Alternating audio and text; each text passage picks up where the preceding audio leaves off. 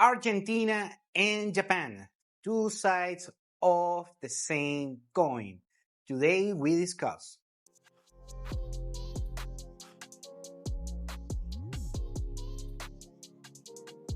Welcome to Continental Insider, the offshore consulting service for expats, digital nomads, entrepreneurs, investors, and related internationals with a boots on the ground approach. For more information, please check out continentalinsider.com. The legendary economist Simon Kuznets had a saying that there are only four kinds of economy: the developed economies, the undeveloped economies, Argentina, and Japan. And he had this saying because both Argentina and Japan had a very particular dynamics that actually have intrigued everyone involved in economics and finance. And this particular dynamic is that Argentina is a country that should be rich, but it isn't. And Japan is an economy that should be poor, but is actually rich. However, this particular paradigm apparently has been changing on both sides. And today we are going to explain further a little bit more regarding that particular point. Let's start with Argentina. Let's give a little bit of an historical review of how the Argentina economy has evolved or de-evolved on the past 100 years or so.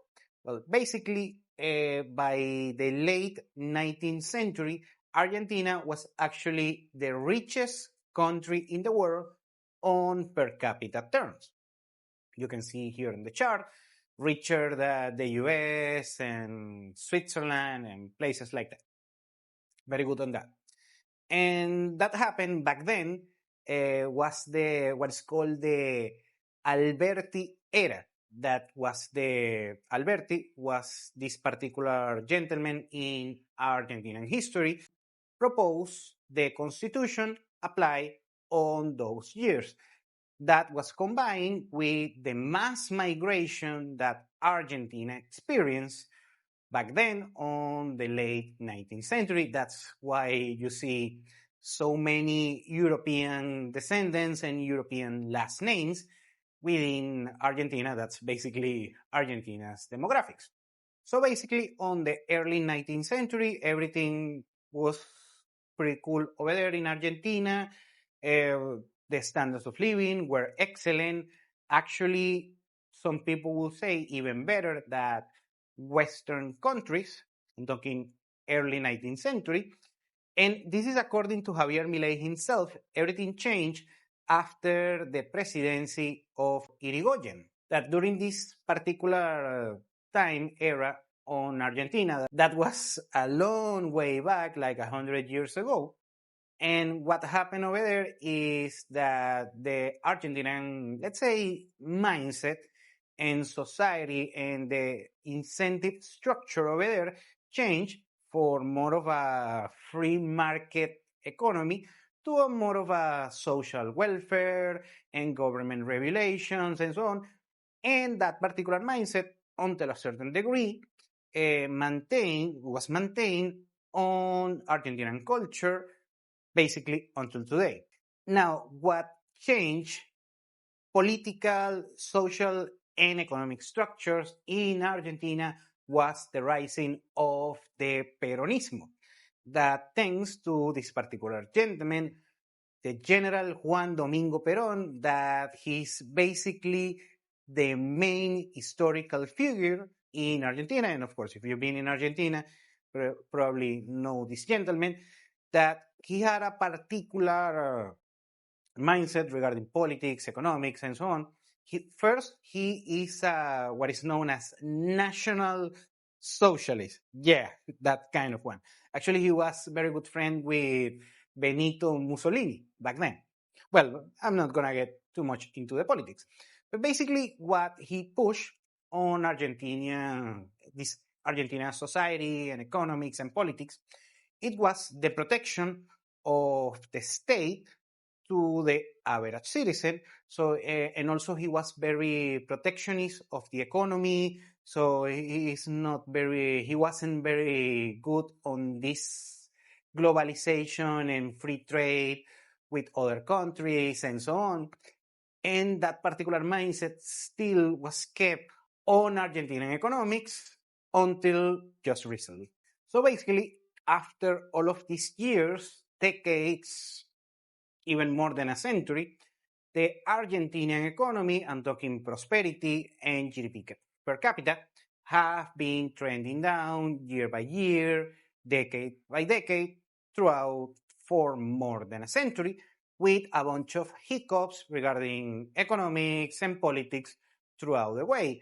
Default of sovereign debt, bankruptcy, also bank runs that you have a bunch of bank runs on Argentinians history, and also the devaluations, hyperinflations, you name it, you name it, you name it. Everything bad that can happen on an economy has happened on the Argentinian economy. Now let's go with Japan. That is the other side of the coin. Japan is a country that, unlike Argentina, is not rich regarding natural resources and is a territory that's kind of small. Also, so you don't have that much in order to exploit, in order to create wealth. I'm talking on societal terms. Very good on that. However, Japan has a very rich culture, rich history, and a lot of good things, a couple of bad things. So I'm not going to get into the Japanese culture. But anyways, they always have managed in order to make something out of nothing. And therefore, they have been kind of prosperous throughout their, let's say, recent history. And let's go back 100 years ago or so in order to do the apples to apples comparison to Argentina. And by the early 20th century, Japan actually was one of the most developed economies in the world.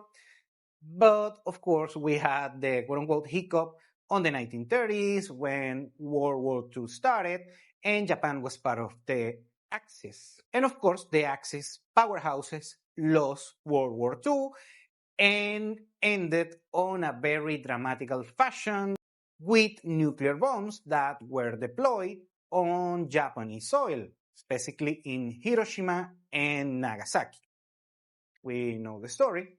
And of course, after World War II, the United States established themselves trying to help rebuild the country. They did the same thing in Western Europe on what is known as the Marshall Plan.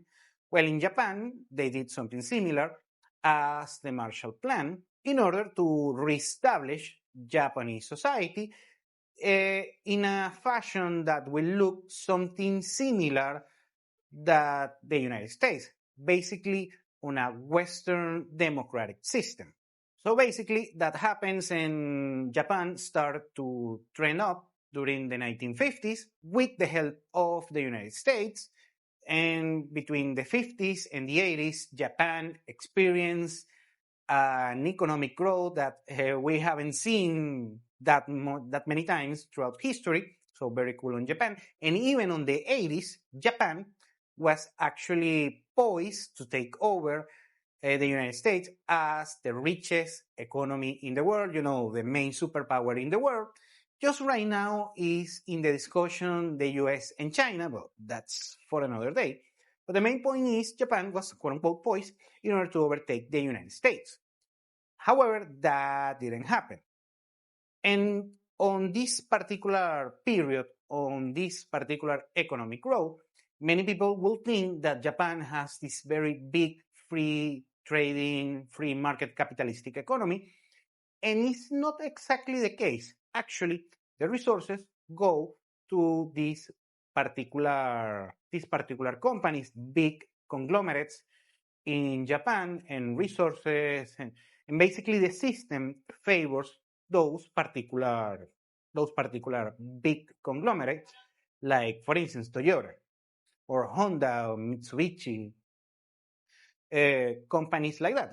I'm not saying that's a bad thing, but it's not an economy for an entrepreneur, to put it like this.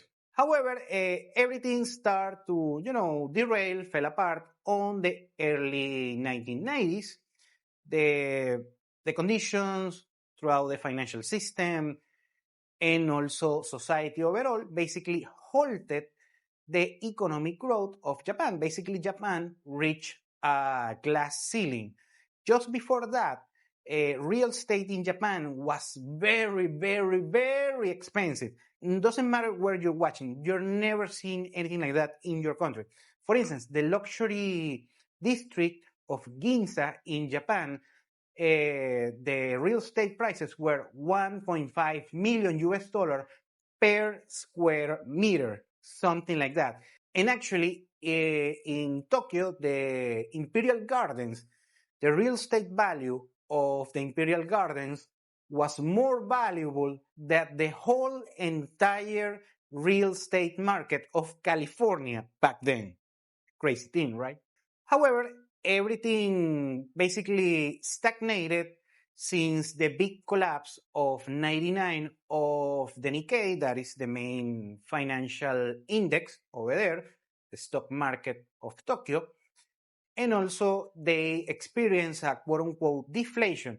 Basically, you cannot prop up the bubble anymore, and the Japan Central Bank, it's something that is known in macroeconomics and finance as quantitative easing or QE, basically in printing money, printing money, printing money, printing money. However, the purpose is just keep inflating the Japanese economy, but that didn't work due to the Japanese culture regarding money. Because instead of spending all the way, I'm talking the average Japanese and investors and so on, basically what they did was save. So that created a deflationary problem that is very counterproductive compared on what do you expect when you raise the money supply at any given economy. Also, you have to add that the Japanese culture is very close-minded. First, they have one of the most restrictive migration policies. I'm not saying that's good or bad. It's just cultural society things.